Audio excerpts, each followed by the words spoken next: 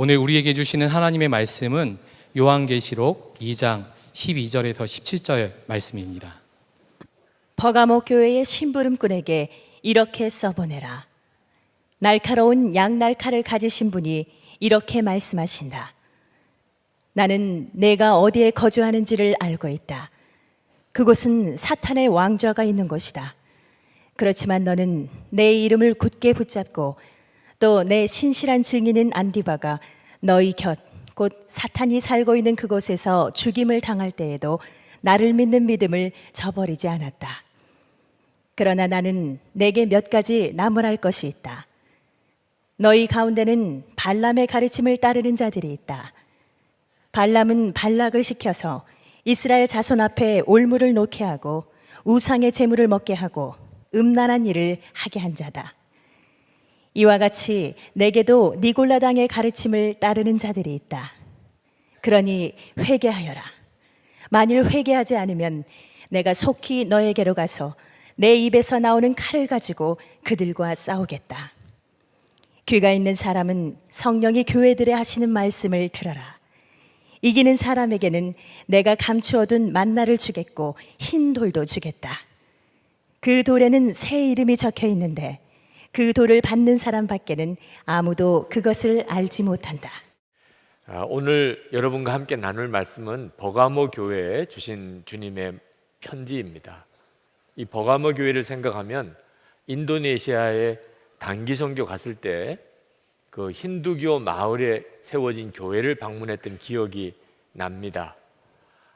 그 마을 입구에서 우리를 안내하시던 선교사님이 일행들에게 신신당부하시기를 이 힌두 마을은 영적으로 굉장히 어려운 곳이라 우리가 절대 옆 사람하고도 이야기하지 말고 조용히 마을을 쭉 지나서 교회를 방문하고 나오셔야 됩니다. 절대 아무 말도 하지 않으셔야 됩니다. 이런 당부를 하셨고, 그래서 우리가 아무 말 하지 않고 그 마을을 이렇게 지나가는데 집집마다 다 신당을 이렇게 만들어 놓은 모습이 아주 괴기스러운 느낌도 들었지만, 그런 마을 안에 있는 그 자그마한 교회는 얼마나 어려울까 하는 생각을 했었습니다. 버가모 교회가 꼭 그와 같은 형편이었습니다. 13절에서 예수님께서는 이 버가모라는 시를 사탄의 왕좌가 있다고 그렇게 표현하셨어요. 사탄의 왕좌라는 말은 사탄이 통치하는 도시라는 뜻이죠. 그 정도로 이 버가모라는 도시는 우상 숭배가 극심했고 또 사탄의 역사가 굉장히 강했던 그런 도시였습니다. 그 가운데에 버가모 교회가 있었던 것입니다. 그럼에도 불구하고 이 버가모 교회는 예수님의 이름을 굳게 붙잡았습니다. 특별히 여기서 언급된 아주 참 끔찍한 일이 아마 틀림없이 그 교회의 영적 지도자였을 거라고 생각이 듭니다. 지금으로 말하면 목사나 장로였겠죠. 아가보라고 하는 사람이 거기서 안디바라고 하는 사람이 거기서 순교를 합니다. 그때 예수님께서 말씀하시기를 그 교회가 사탄이 살고 있는 곳 옆에 있었다고 이야기를 합니다. 그러니까 버가모 교회 바로 옆에 큰 신전이 있었던 거죠. 이 안디바가 그 신전으로 끌려가서 거기서 죽임을 당했습니다. 그런 끔찍한 일이 이 버가모 교회에 있었습니다. 그럼에도 불구하고 그들은 신실하게 믿음을 지켰습니다. 13절에 그 일에 대해서 이렇게 말씀합니다. 그렇지만 너는 내 이름을 굳게 붙잡고 또 내 신실한 증인인 안디바가 너희 곁 곧 사탄이 살고 있는 그곳에서 죽임을 당할 때에도 나를 믿는 믿음을 저버리지 않았다. 요한계시록에 어떤 사람의 이름을 구체적으로 언급한 것은 이 안디바가 유일합니다. 예수님께서는 그 안디바에 대해서 내 증인, 내 신실한 증인 안디바라고 이렇게 말씀하시면서 아주 강한 애정을 표현하셨습니다. 안디바가 죽을 때 주님이 그걸 다 보고 계셨다는 뜻이죠. 주님이 허락하셨기 때문에 그런 일도 일어났다는 뜻입니다. 그러므로 여러분들이 어떤 어려운 일을 겪든지 명심하셔야 될 것은 주님도 보고 계시다는 것입니다. 만약에 여러분이 그런 어려운 일을 지나가야만 되는 것이라면 그러면 여러분들은 정말 더욱 주님을 바라보아야 됩니다.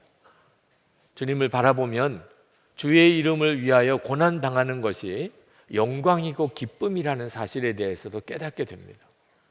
그리고 내가 어떤 길을 가야 되는지에 대한 분명한 분별이 오게 됩니다. 자, 이런 교회가 버가모 교회였습니다. 그런데 그 버가모 교회가 책망을 받은 것이 있었습니다. 그것은 발람의 교훈을 따르는 이들을 용납해 준 일입니다.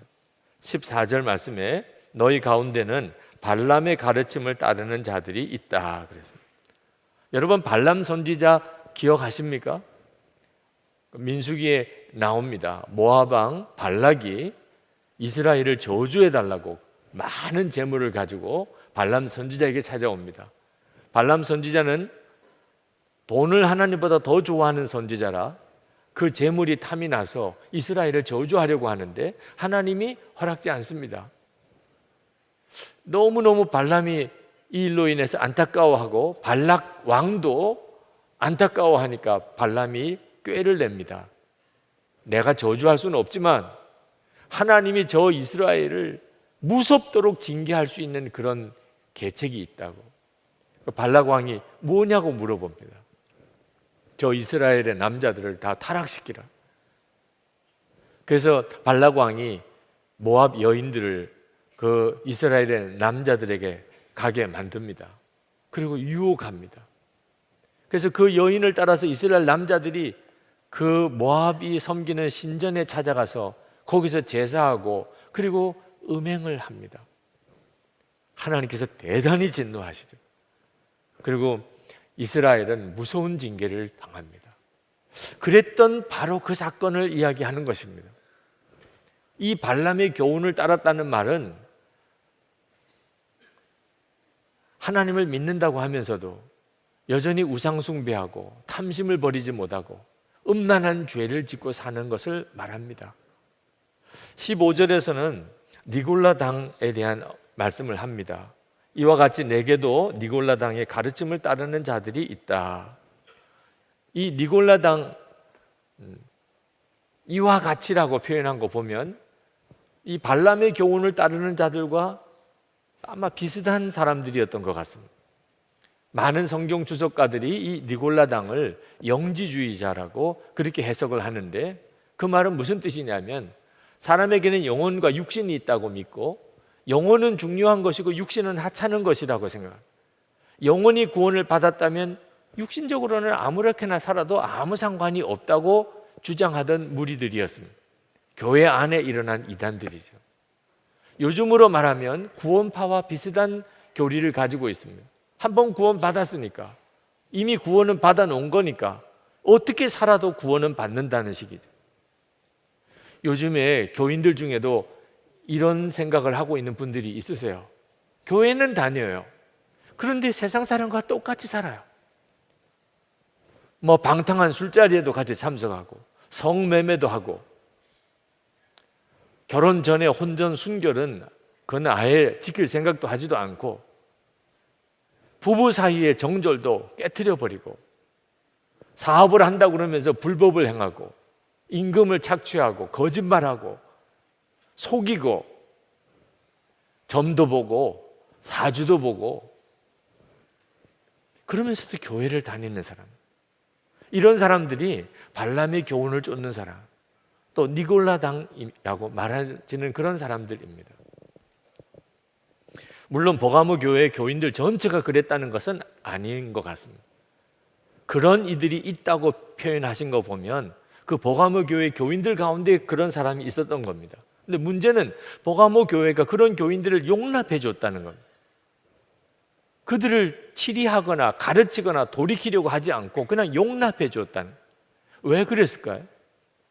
아마 같은 도시에 살았고 그리고 말할 수 없는 핍박이 있을 때 같이 교회를 다녔고 그런데 어느 순간에 좀 신앙생활이 이상하게 변질되는 것 같을 때 뭐라고 딱히 그 사람 듣기 싫어하는 말 해주기가 뭐라고 그런 느낌이 드니까 그냥 모른 채 하고 지나갔을지도 모르고 또는 자기 자신의 마음속에도 탐심이 있고 또 음란의 유혹이 여전히 자기 안에도 있으니 그런 일을 하는 사람들 보고 딱히 그렇게 하지 말라고 말하지 못했을 수도 있지만, 하여튼 분명한 것은 버가모 교회 교인들이 탐심과 음란의 죄를, 그리고 우상 숭배하는 자들을 용납해 주었다는 것입니다. 발람의 교훈을 따르는 이들을 용납하는 것은 대단히 두려운 일입니다. 왜 그런가요?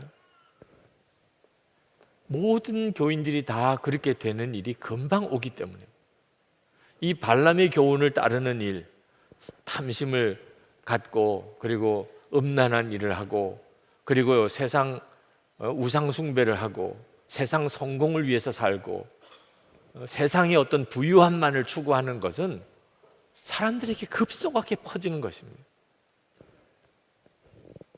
주님은 버가모 교회에게 회개하고 돌이켜야 한다고 하시면서 아주 무서운 경고를 하십니다. 16절에 그러니 회개하여라.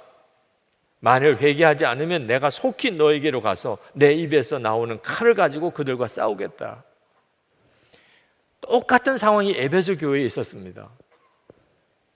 에베소 교회도 니골라 당이 생겼습니다. 근데 그때 에베소 교회는 단호하게 그들을 미워하고 니골라 당을 제거했습니다. 주님이 칭찬하셨어요. 그런데 바로 이웃인 버가모 교회는 이 니골라 당을 그냥 용납해 준 겁니다. 에베소 교회는 처음 사랑을 잃어버린 것 때문에 책망을 받았고, 이 버가모 교회는 지나친 관용, 용납해서는 안 되는 이들을 용납해 준 것으로 인해서 하나님의 책망을 받습니다. 여러분들도 이제 명심해야 합니다. 우리가 분명히 알아야 합니다. 세상에 살려면 세상식대로 살 수밖에 없잖아. 세상에서 먹고 살려고 하는 건데 돈 버는 게 뭐 그렇게 중요한 문제가 돼. 살다가 보면 또 이런저런 일도 같이 겪는 거지. 어떻게 사람이 깨끗하게 정결하게만 살 수 있어? 여러분, 주님은 그 일에 대해서 얼마나 무섭게 진노하시는가를 알아야 돼요. 주님이 말씀하셨어요. 내 입에서 나오는 칼을 가지고 그들과 싸우겠다.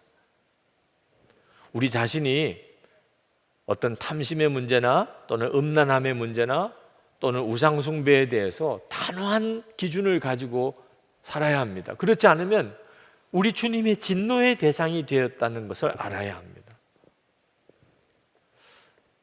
결국은 세상과 짝하지 말라는 말인데, 그런데 목사인 저에게는 이것이 참 부담스럽습니다. 세상과 짝하는 교인들은 절대 용납하면 안 된다. 여러분 한번 생각해 보세요. 지금 이것을 우리 교회에 적용하자면 어떻게 해야 합니까? 아마 여러분들 중에 지난 한 주간 동안 세상과 짝하여 살다가 오신 분이 있으실 거예요. 지난 주간에 아주 방탕한 일을 하다가 오신 분도 있으실 겁니다. 불법을 행하면서 살고 있는 분도 있으실 거예요. 어떻든지 돈을 벌기 위해서 수단과 방법을 안 가리는 분들도 아마 오늘 예배에 오셨을 수도 있어요. 그분들을 교회에서 내쫓아야 하는 겁니까? 오늘 여러분들이 어떻게 살았는지를 다 조사해서 여러분들 속에 탐심이 있고 음란함이 있고 우상숭배하는 사람들을 교회에서 다 내쫓아야 하는 겁니까?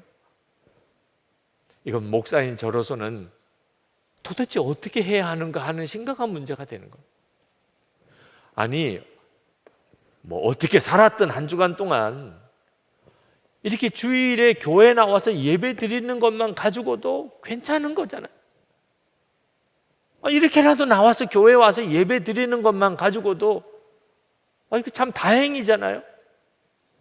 돈을 어떻게 벌었든지 간에 그것 가지고서 헌금도 많이 하고 선교비도 내고 어려운 사람 도와주면 그것도 괜찮은 거잖아요.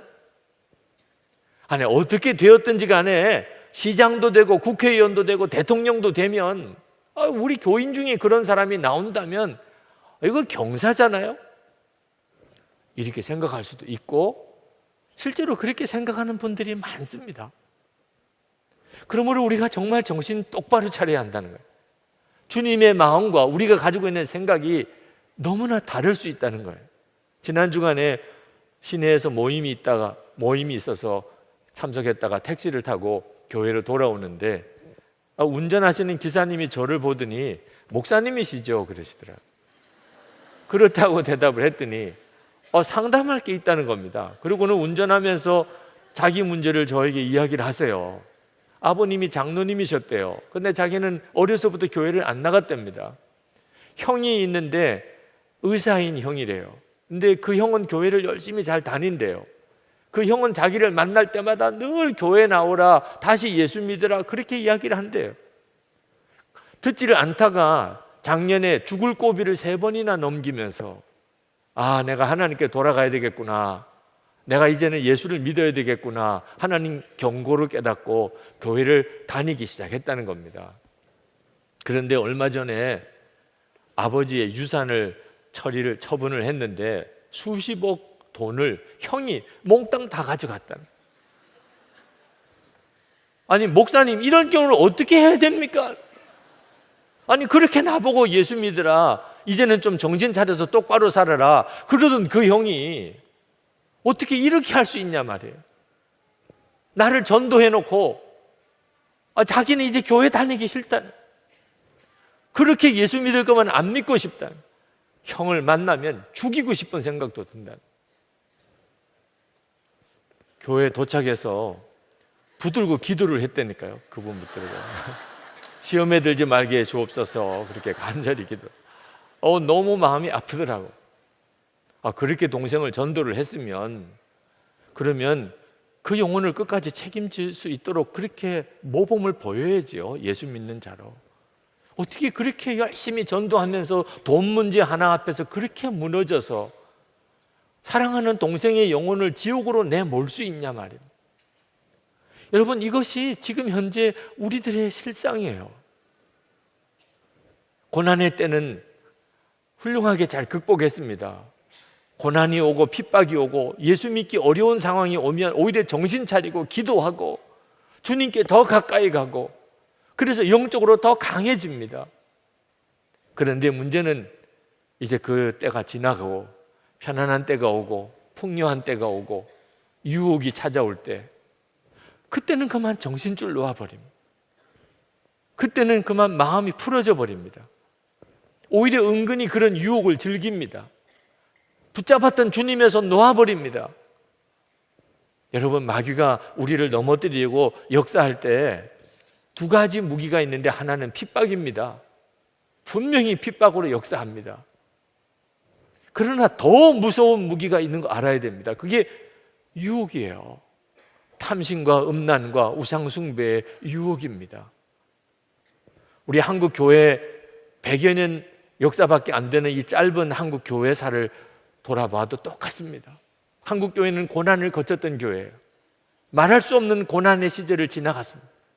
그때 한국 교회는 오히려 더 강해졌어요. 더 정결해졌어요.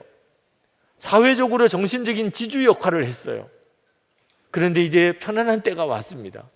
교인들이 많이 늘기 시작했습니다.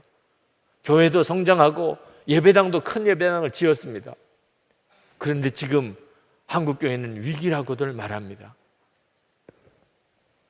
여러분, 핍박이 무섭습니까? 유혹이 무섭습니까? 정신 똑바로 차려야 돼요. 많은 분들이 북한에서 살고 있지 않는 것을 다행이라고 생각합니다. 물론 다행입니다. 북한에 있었다면 아마 이런 예배 드릴 수도 없겠죠. 여러분들 중에 진짜 예수 믿겠다는 분들 다 수용소로 끌려갔겠죠. 그러나 여러분 알아야 돼요. 편안한 지금 이 대한민국이 영적으로는 핍박이 있는 북한보다 훨씬 더 무서운 곳입니다. 3년 전입니다. IS에 의해서 중동에 있는 어느 나라가 완전히 내전에 사로잡혔습니다. 그곳에 선교사님들 팀이 들어가 있었는데 어떻게 해서든지 그 나라를 지키려고, 그곳에 있으려고 무던히 애를 썼지만 결국은 그곳에서 빠져나와야 됐습니다. 그렇지 않으면 다 죽을 형편이 됐어요. 그런데 너무 늦었어요. 나올 수 있는 모든 교통편이나 그리고 나갈 수 있는 도로가 열려 있는 곳이 없었습니다. 이제 꼼짝없이 그냥 지하실까지 다 수색하는 그 ISA에서 다 죽을 지경이 됐어요. 그때 우리 교회에서도 얼마나 그분들을 위해 간절히 기도했는지 모릅니다. 빨리 그곳에서 그 이웃 나라로라도 옮겨갈 수 있게 해 주옵소서. 길을 열어 주옵소서. 하나님은 역사해 주셨어요. 정말 기적과 같이 그 선교사님들 가족들이 다 그 이웃 나라로 빠져나올 수 있게 됐습니다. 그때 그 선교사님 한 가정이 잠깐 한국을 다녀가시느라고 오셨어요. 여기서 그때 일 간증도 하셨습니다. 근데 그 선교사님 만나서 이야기를 듣는데 그 중동에 나가 있는 선교사님들로부터 계속 문자가 온다는 거예요. 그 위험한 한국에서 빨리 빠져나오세요. 우리는 지금 그 중동에 있는 선교사님들이 위험하다고 생각해서 그렇게 기도했는데 그곳에서 한국을 보니까 한국이 너무너무 위험한 곳이에요. 여러분, 어째서 한국이 위험합니까? 죄짓기 너무 좋다. 우리가 사는 환경이 계속 우리들의 탐심을 자극합니다. 그리고 계속 우리들 속에 음란의 유혹을 일으킵니다. 하나님보다도 더 섬기는 우상들이 이 땅에 얼마나 많은지 모릅니다. 우리도 견뎌나가기 어렵지만 어린 아이들, 자녀들은 말할 수 없는 위기 상황에 몰려 있습니다. 정신 똑바로 차려야 합니다. 북한에 있는 우리 믿음의 형제들보다 우리가 훨씬 더 어려운 곳에 있다. 그 사실을 여러분이 명심해야 합니다. 한동안 예수 믿으면 복받고 예수 믿으면 성공한다, 이런 설교가 아주 유행하던 시절이 있었습니다. 그 원조격인 사람이 짐 베이커 목사인데 1970년, 80년대 미국의 TV 설교가로 유명한 사람이었어요. 미국에서 가장 큰 예배당을 짓고 있었습니다. 그런데 그가 성추문과 그리고 횡령죄로 구속이 되어서 45년형을 받았습니다. 나이 50에 미국에서 가장 유명한 목사였던 사람이 그냥 감옥에 들어갔습니다. 그가 감옥에 들어가서 성경을 다시 읽다가 책을 썼습니다. 내가 틀렸었다. 그 제목의 책을 썼어요. 이 짐 베이커 목사는 스스로 확신했어요. 예수님이 우리의 모든 고난과 저주를 다 짊어지셨으니 예수 믿는 우리는 복만 받는데 예수를 믿기만 하면 반드시 성공한다. 그 스스로 확신했어요. 비판하는 사람들이 있는 거 알지만 본인이 확신하니까 그는 아주 담대하게 설교했고 그 설교에 많은 사람들이 거의 미치듯이 열광했습니다. 그분은 이렇게 설교했어요. 하나님 뜻대로 해 주시옵소서. 이런 나약한 기도는 하지 말라. 여러분이 차를 사고 싶습니까? 그렇다면 어떤 차종을, 어떤 색깔에, 어떤 옵션으로 주시옵소서. 정확하게 기도하라. 하나님 뜻대로 하시옵소서. 이런 나약한 기도를 하지 말고. 그게 믿음이다. 이렇게 설교를 했어요. 근데 그가 감옥에서 성경을 읽어보니까 예수님이 가르치신과 삶과 완전히 자기는 반대로 살았고 반대로 가르쳤다. 그는 정말 비참한 마음으로 자기 자신이 잘못했던 것을 그 책 속에 썼습니다. 그 원조격이 되는 짐 베이커는 그런 참회의 책을 썼지만 그 가르침은 미국 교회, 한국 교회에 지금도 여전히 강력한 영향력을 가지고 있습니다. 여러분, 예수 믿으면 무조건 복 받는다, 예수 믿으면 무조건 성공한다, 이런 가르침을 조심해야 합니다. 왜냐하면 우리 한국 교회를 버가모 교회 같이 만드는 무서운 교훈이기 때문에.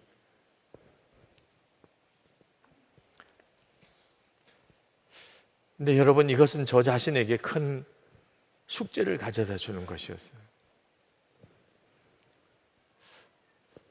탐심과 음란을 교회에서 제거하라.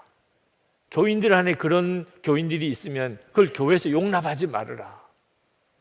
당연한 말씀이에요. 반드시 그리 해야 될 것 같아요. 그런데 그걸 어떻게 설교하냐 말이에요. 탐심을 가지고 있는 사람, 음란한 죄를 짓고 있는 사람, 다 교회에서 떠나세요. 교회 나오지 마세요. 이렇게 설교해야 되는 겁니까? 아니면 안 나가는 사람 출교합니다. 그래서 쫓아내 버려야 되는 겁니까? 아니면 여러분 탐심을 부리지 마세요. 음란한 일을 하지 마세요. 설교하면 그러면 되는 겁니까? 몰라서 그걸 안 하고 있는 겁니까? 탐심이 죄라는 걸, 음란이 죄라는 걸, 우상숭배하면 안 된다는 걸 몰라서, 들어본 적이 없어서 지금 그렇게 사는 겁니까? 안 되는데 어떡하냐면, 탐심과 음란은 우리 살 속에 박혀 있는 죄예요. 이건 뭐 울어도 안 되고 힘써도 안 됩니다. 그냥 자동으로 나옵니다. 욕심은 그냥 자동으로 나옵니다. 예수를 그렇게 오래 믿어도 한번 돈 문제에 관련되면 정신을 잃어버립니다. 음란한 문제, 그가 목회자든 신학자든 장로든 상관없어요. 음란의 유혹은 무섭도록 사람들을 파고듭니다. 그런데 탐심 갖지 말고 음란한 짓 하지 말라, 설교해서 이게 해결이 됩니까? 그러니까 점점 더 사람들이 이중적으로 바뀌는 거예요. 겉으로는 그렇게 하는 척하면 속으로는 은밀히 죄짓고, 그러니까 교회가 바리새주의적이 되는 겁니다. 도대체 이 문제는 어떻게 해결해야 되죠? 가장 두려운 일은 저 자신이 해결이 안 되는데, 저 자신에게서 탐심과 음란의 죄가 해결이 안 되는데 어떻게 설교할 수 있어요? 어떻게 교회 안에 탐심과 음란의 죄를 제거할 수 있습니까? 그런 답답한 가운데 주님께서 저에게 답을 주셨어요. 2007년 10월입니다. 제가 이런저런 수술로 병원에 한 달 동안 입원해 있었습니다. 설교 스케줄이 그때부터 연말까지 쫙 매일같이 잡혀져 있었지만 저는 한 번의 설교도 할 수 없었어요. 병실에서 하나님 앞에 안타까운 마음으로 기도할 때 하나님께서 그때 제게 주신 말씀이 있었습니다. 내가 설교하는 것과 실제로 사는 것 사이에 조그만 틈이라도 생기는 것을 절대로 작게 여기면 안 된다. 그것은 저에게 있어서 큰 두려움이었어요. 어떻게 내가 그대로 다 살면서 설교할 수 있겠냐? 사람인데 어떻게 그렇게 할 수 있겠냐? 설교하지 말라는 뜻인가? 그때 하나님께서 저에게 육신을 가지고 있는 사람이지만 말씀대로 살 수 있는 길을 열어주셨어요. 그것이 주 예수님을 바라보는 것입니다. 예수님을 바라보는 거예요. 예수님을 바라보는 눈이 뜨이면 그러면 어떻게 육신대로 살아요? 주님이 나와 함께 계시는 그 주님이 내게 바라보아지면 아무리 내 속에서 탐심이 있고 내 속에서 음란의 죄가 일어나도 어떻게 그렇게 끌려 살 수 있냐 말입니다. 아, 그렇구나. 내가 내 살 속까지 탐심과 그리고 음란이 내 속에 있다 하더라도 내가 주 예수님을 바라보는 눈이 뜨이면 내가 육신대로 살지 않을 수 있겠구나. 너무 기뻤어요. 여러분 중에도 나 도대체 탐심을 이길 수도 없고 나는 음란한 유혹을 떨쳐버릴 수도 없다고 생각하시는 분, 제가 한번 물어보겠습니다. 여러분, 다른 사람들이 다 보는 앞에서 남의 돈 이렇게 슬쩍 가져갈 수 있습니까? 그러면 당장 구속이고 그는 아마 처벌을 받게 되겠죠. 그럴 사람은 없을 거예요. 아무리 탐심이 내 속에 생겨도 다른 사람 다 보는 앞에서는 못하는 것입니다. 여러분, 음란의 죄에 계속 무너지는 분이 있습니까? 다른 사람들 다 보는 앞에서도 그렇게 할 수 있습니까? 사람들 보는 앞에서야 못하지요. 창피하게. 그렇다면 여러분은 얼마든지 탐심을 이길 수 있고 음란을 이길 수 있는 능력을 가지고 있는 겁니다. 속마음에서 일어나도 안 할 수 있잖아요. 사람들 보는 앞에서란. 사람들 보는 앞에서는 내가 욕심 부릴 수 없고 내가 음란한 죄를 지을 수 없다면 얼마든지 그렇게 할 수 있는 능력이 있는 거예요. 눈이 안 뜨여서 그런 것뿐입니다. 우리가 믿는 게 뭡니까? 주 예수님이 우리 안에 계십니다. 근데 그 주님을 바라보는 눈이 뜨이지 않으니까 아무도 안 본다고 생각하는 거죠. 주를 바라보는 눈이 열리는 것이 핵심이었어요. 그래서 24시간 주 예수님을 바라보시라고, 영성일기를 쓰면서 주님을 바라보시는 생활을 꾸준히 하시라고 그렇게 교우 여러분들에게 권면해 드리는 겁니다. 그런데 제가 24시간 주님을 바라보려고 하면서 주님의 계획은 제가 탐심을 갖고 음란한 죄를 짓는 이런 데서 저를 건져 주시려고 하시는 것만 아님을 알았어요. 그 자체도 놀랍습니다. 여러분 중에 더 이상 내가 탐심의 종이 되지 않고 내가 더 이상 음란의 종이 되지 않겠다고 그렇게 생각하면서 몸부림치며 싸워보신 분들은 탐심이 떠나고 음란한 죄를 이길 수 있다는 것 자체가 얼마나 놀라운 것인가를 아마 다 동의하실 거예요. 그런데 주 예수님을 바라보면서 내가 죄를 이기는 정도와 비교할 수 없는 놀라운 은혜, 말할 수 없는 기쁨을 알았어요. 실제로 살아계신 주님, 나와 함께 계시는 그 주님, 그 주님을 바라보는 눈이 뜨이는 것, 그 주님과 친밀히 동행하는 삶을 살게 되는 것, 이거는 그저 탐심이나 음란의 죄를 이기는 것과 비교할 수 없어요. 사도 바울이 자기에게 유익하던 거 다 배설물처럼 버렸다고 그랬어요. 배설물처럼 버려지는 거더라고요. 주를 바라보는 눈이 뜨이니까, 살아계신 주님을 바라보는 눈이 뜨이니까 우리 모두가 받은 축복입니다. 그 주님을 바라보는 눈이 뜨이니까 세상의 탐심, 유혹, 명예, 성공 다 배설물처럼 여겨지더라. 민수기 6장 24절 26절에 보면 모세가 제사장들에게 백성을 축복하라고, 이렇게 축복하라고 지시하신, 아주 구체적으로 말씀하신 내용이 나옵니다.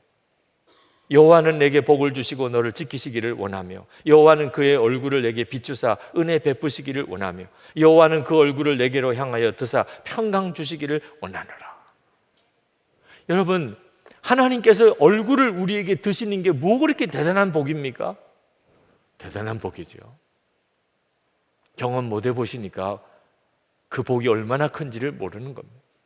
주님의 얼굴을 바라보는 눈이 뜨이는 것, 그러면 무엇이 문제가 돼요? 주님이 나와 함께 계시는 것, 그저 막연하게 믿는 정도가 아니고 내가 주를 바라보는 눈이 뜨이는 것, 그러면 뭐가 걱정이고 뭐가 염려가 돼요? 무슨 일이 두려워요? 달란트 비유에 5달란트, 2달란트 받았던 종에게 주어진 상급이 뭔지 아십니까? 주인의 즐거움에 참여할지어다. 그게 뭐 그렇게 대단한 복입니까? 대단한 복이죠. 종의 입장에서 주인의 즐거움에 참여하는 자가 됐다는, 이것이 주 예수님을 바라보는 자에게 주님이 정말 주시려고 하는 것이더라. 주를 바라보는 눈이 뜨이고 나니까 더 이상 육신의 죄, 탐심, 음란의 죄 품고 싶은 마음이 없어요. 여러분, 버가모 교회는 이 발람의 죄를 쫓아가는 이들을 품어주었습니다. 받아주었다는. 그래서 버가모 교회는 무서운 책망을 받았어요. 근데 우리 안에 이런 탐심이 일어나고 음란한 생각이 일어나고 세상처럼 그렇게 세상을 섬기고 살려고 하는 마음이 일어날 때 여러분, 용납하면 안 됩니다. 그걸 용납하니까 그럴 수도 있지, 이런 생각 가질 수도 있지, 그러니까 그 다음에 사로잡히는 거예요. 주 예수님이 여러분 안에 계신 것을 명심해야 합니다. 그리고 단호하셔야 돼요. 여러분의 마음속에 들어오지 못하도록 여러분이 단호하게 제거하셔야 돼요. 여러분, 한 해 한 해 사는 것도 아니고 하루하루 사는 것도 아니고 그저 한 호흡, 한순간 주 예수님을 바라보고 주님 안에 거하고 주님을 사랑하고 주님과의 첫사랑으로 사는 것이에요. 그때만 하나님께서 우리에게 진정한 영생의 복을 주십니다. 17절에 귀가 있는 사람은 성령이 교회들이 하시는 말씀을 들어라. 이기는 사람에게는 내가 감추어둔 만나를 주겠고 흰 돌도 주겠다. 아멘입니다. 이제 우리 같이 기도하시겠습니다. 여러분, 절대로 죄를 마음으로 용납하면 안 됩니다. 어쩔 수 없다고 생각하면 안 됩니다. 주님, 저는 주를 바라보기를 원합니다. 주님이 저와 함께 계시는 것을 분명하게 눈뜨기를 원합니다. 그래서 탐심과 음란의 죄가 내 육체를 통해서 들어오겠지만 저 단호하게 제거하겠습니다. 주 예수님을 바라보면서 이기는 자의 삶을 살겠습니다. 우리 다 같이 통성으로 기도하겠습니다. 은혜와 사랑이 충만하신 하나님, 놀라우신 하나님의 은혜를 하나님 감사합니다. 놀라웠고 하나님 크신 은혜, 하나님의 역사를 우리 가운데 놀라우게 부어주셔서 말할 수 없는 하나님의 은혜와 사랑, 하나님 들어가게 하소서. 하나님 정말 편하게 여겨주시고 그만한 마음을 주님 용서해 주시고 하나님 옆에 철저히 작업하고 하나님 구하며 하나님의 역사와 주의 은혜를 하나님 갈망하고 주님 그만해 주시고 주님 역사해 주시고 오늘도 하나님 사랑하는 성도들 하나님 그 마음의 심령을 주의 말씀으로 정결하게 하시고 은혜의 눈을 열어 주를 바라보게 하시고 하나님 탐심과 하나님 육신의 정욕 하나님 세상의 악몽에 사로잡히지 않게 하시고 보혈로 깨끗하게 씻어주시고 주 예수님께 붙잡혀지게 하시고 하나님 주의 영광을 위해 살게 하여 주시기를 원합니다. 교회를 하나님의 은혜 가운데 정결하게 해주소서. 하나님 정말 하나님 기뻐하는 뜻대로 사는 성도들을 세워주소서. 하나님이 역사하시고 쓰소서. 은혜와 사랑이 충만하신 하나님, 이 시간에 주의 빛으로 말씀의 빛으로 우리를 비추어 주소서. 하나님, 우리 속에는 정말 상상하기도 싫은 음란하고 더럽고 욕심 많고 세상을 쫓아 향락을 쫓아 살았던 부끄러웠던 것들이 가득합니다. 우리 살 속에 박혀있는 죄가 되어버렸습니다. 오늘도 저희들이 주님 앞에 왔습니다. 주의 십자가를 의지하고 보혈을 의지하여 왔습니다. 하나님, 그저 주님 앞에 회개만 하고 돌아가서 옛날 생활로 돌아가는 생활 이제는 청산하기를 원합니다. 우리 속에 더 이상 죄를 용납하지 않기를 원합니다. 오늘도 말씀 앞에 주님 앞에 나아갑니다. 버가모 교회를 향하여 그렇게 엄히 말씀하셨던 주님의 말씀을 아멘으로 받습니다. 주를 바라보는 눈을 열어주소서. 주를 바라보는 눈을 뜨게 하소서. 지금도 우리와 함께 계시는 주님을 믿습니다. 그런데 그 눈을 열어주소서. 살아계신 주님 인격적으로 만나게 해주소서. 주님과 친밀히 날마다 동행하게 하소서. 매 순간 한 호흡마다 주님과 동행하게 그렇게 역사해 주소서. 그래서 우리가 길을 잃어버리지 않게 하소서. 하나님의 기뻐하는 뜻, 주님이 원하시는 길로 담대하게 가게 하시고 우리에게 주어진 한 생에 주의 영광 위에 살게 하여 주옵소서. 교회를 주의 은혜로 거룩하게 하시고 하나님의 영광을 위해 써주소서. 오늘도 전심을 다하여 하나님 앞에 나와 예배하고 정성을 다하여 사랑과 믿음을 담아 하나님께 드린 우리의 헌금을 주님 앞에 올려드립니다. 하나님을 사랑하고 또 주님께 감사하는 마음, 또 믿음으로 하나님 앞에 드립니다. 사랑하는 성도들에게 주여 복을 주소서. 주의 은혜를 더하소서.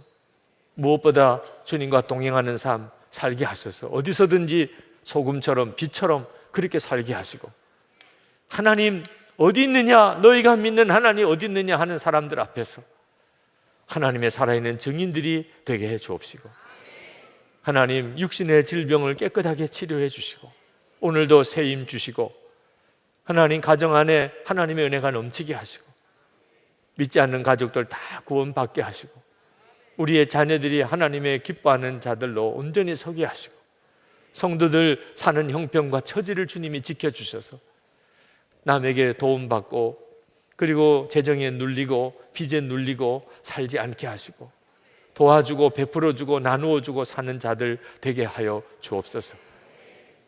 나라와 민족을 주님의 손에 부탁드립니다. 하나님, 어제 이곳에서 모여 6시간 동안 금식하며 하나님께 기도했던 우리의 간구를 들으신 줄 믿습니다. 북한의 악한 정권은 속히 무너지게 해주시고 이 땅의 다음 세대, 저 북한의 다음 세대, 통일의 세대들로 일어나게 해 주옵소서. 하나님, 아직도 억류되어 있는 주의 종들이 많습니다. 김국기 목사님, 김정욱 선교사님, 최충결 선교사님, 김상덕 교수님, 김학성 교수님, 김동철 씨, 중국에 있는 신마띠아 선교사를 비롯하여 억류되어 있는 주의 종들 주의 손에 부탁합니다. 속히 풀어주시기 원합니다. 전 세계 열방에 나가 있는 선교사님들 하나님의 손에 부탁합니다. 권능과 은혜로 함께해 주소서. 하나님, 어디서든지 주를 바라보는 눈을 열어주시고 주님이 함께 하시는 은혜를 충만하게 부어 주옵소서. 주 예수 그리스도 이름으로 간절히 기도합나이다. 아멘. 우리 다 일어나셔서 찬양하겠습니다.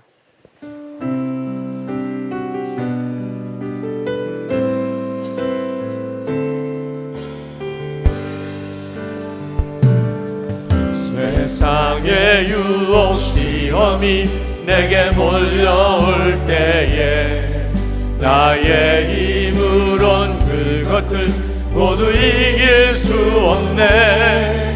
거대한 폭풍 가운데 위축된 나의 영혼 어찌할 바를 몰라 헤매이고 있을 때 주를 찬양, 손을 들고 찬양. 전쟁은 나에게 속한 것 아니니 주를 찬양, 손을 들고 찬양. 전쟁은 하나님께 속한 것이니 주를 찬양, 손을 들고 찬양. 전쟁은 나에게 속한 것 아니니 주를 찬양, 손을 들고 찬양. 전쟁은 하나님께 속한 것이니. 우리의 생명의 주 예수 그리스도의 크신 은혜와 좋으신 아버지 하나님의 말할 수 없는 사랑하심과 우리와 함께 늘 동행해 주시는 성령의 하나되게 교통하심이 예배하고 돌아가는 모든 성도들과 함께 하시기를 축원하옵나이다. 아멘.